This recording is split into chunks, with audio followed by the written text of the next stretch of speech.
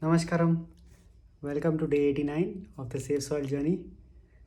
So, Sadhguru will be arriving in Karnataka tomorrow. I think his first stop will be in Chikbalapur, where the the new ashram, Isha Ashram, will be coming up soon. And then day after will be the events in Bangalore and Mysore. So, looking forward for the same. And we'll be volunteering as well from tomorrow. So, hope that those of you who are nearby, you can join and experience this live. And next 2 days after this event is over, then he'll be moving on to Coimbatore for the June 21st International Day of Yoga event. So hope you're looking forward for the same. And International Day of Yoga, this ever since the resolution was passed in the UN of making this day as the International Day of Yoga, this has been very very useful for to propagate and to create awareness about yoga. So please see if you can use this opportunity to make sessions happen at your offices or your apartments or wherever else it's possible for you, because this is an opportunity. At least once a year people are open to practice yoga. So maybe this could be the opening where we could inspire people to at least get a taste of this. So please see how you can make use of this opportunity as well. So in today's video I just thought that I could cover about some of the yatras which the Isha team organizes. So you may have come across the Isha Sacred Walks portal, where they list various different kinds of yatras which they undertake. And this is something, these are places of great spiritual significance. So you may have come across the Himalayan Yatra, the Kailash Mansarovar Yatra, the Kashi Yatra, the Southern Sajan, the Sacred Walk Southern, the Southern Temples. So like this, there are different kinds of yatras available. So today I just thought that I could cover about the Himalayan Yatra, which I happened to go in 2009. So this was my first yatra with Isha. And you may have come across, you may have heard about the Char Dham Yatra, right? Which is basically Kedarnath, Badrinath, Yamunotri and Gangotri. So basically if in this particular yatra, which is the Himalayan Dhyan Yatra as it was called earlier, they take you to these places. So they take you to Kedarnath, Badrinath and Gangotri. I think because of the number of days, because of the time restriction, they don't take to Yamunotri, but these three places they cover, and also Guptakashi and Haridwar. So places like this, they are covered. So this was my first experience with Isha for a yatra, and I was somehow drawn to this yatra after seeing a video of this yatra, where Sadhguru was mentioning that how this is a possibility to open someone up.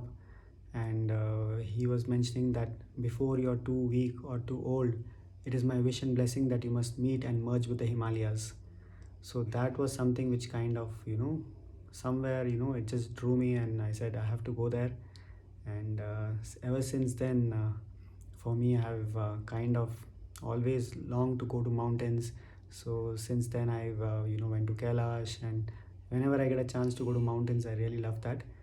So this Himalayan Dhyan Yatra is something which you should definitely explore.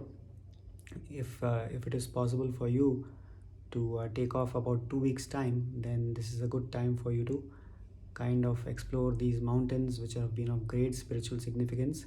Especially the Kedarnath is one place where Sadhguru was mentioning that this is like a cocktail of so many different kinds of seekers who have come and deposited their energies here. So these places are where of great significance. It's been thousands of years that people have been coming here and doing these pilgrimages. So one of the most important things which I learned when I went for this yatra is that this is not about coming here to enhance yourself. This is about coming here to see how you can become less of yourself and allow your inner source to blossom. So it's something where the way the yatra is structured itself, It sometimes, a lot of people went through discomforts, etc. And you may be wondering why this is so. So this was something, so that people, when they embark on this yatra, they become less of themselves. Maybe they have to climb a mountain and maybe arduous journey. So when they go through this itself kind of melts them down. So the way the yatras were, for many people, they just thought that they go for this yatra, even if they don't come back, it's fine. It used to be the last thing which they used to attempt, or whenever they felt like, they have to go for this. So that's how yatras were structured here. And though now you don't have to think about facing so many discomforts, it's quite okay. Though in spite of having all the comforts, still it was like a kind of the experience was that, in terms of the challenges which we faced, a few times in the yatra, it felt like as if, it was just escaped, just literally escaped. I remember that I was just walking in Kedarnath, and just as I crossed a particular place, I just looked behind and a huge rock fell. So it was just like, few seconds. So these places are like that, and it was raining so heavily, and I just remember the weather was extreme.